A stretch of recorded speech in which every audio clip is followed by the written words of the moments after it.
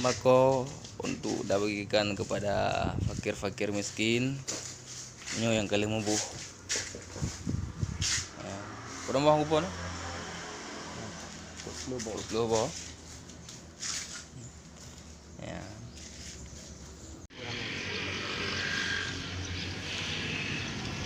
Apa amanah kok?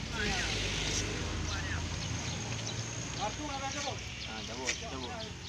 Cerita luar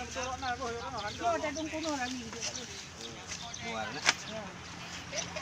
Boleh kita ni betul.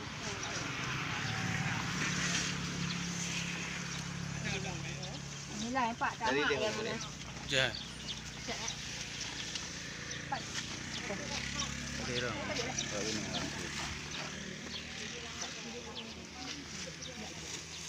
Nya mak bila abi umja kon. Mak. Ya mak nang ndak kamu.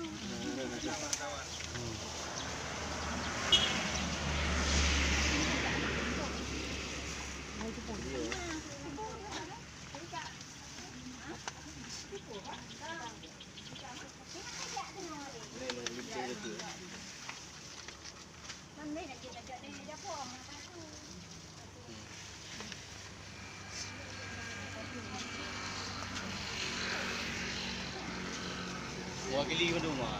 Mak dan pudin mana? Anggo. Sama tuan, sama bangga.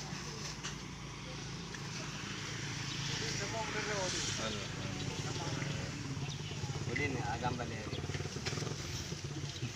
Alam. Nama ni. Long kampung Senang. Tak ada manggil.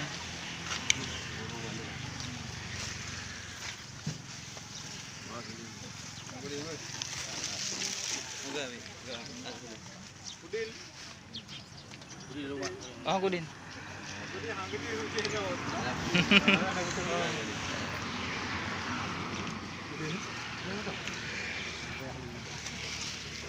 Lihat momen. Yang nak mudah. Kita sedang memasuki perkampungan-perkampungan yang ada di Kecamatan Wisam, Aceh Utara. Kita tinjau langsung rumah-rumah kaum duafa yang sangat miskin, sehingga bantuan yang kita salurkan tepat sasaran. Nyo di rumah.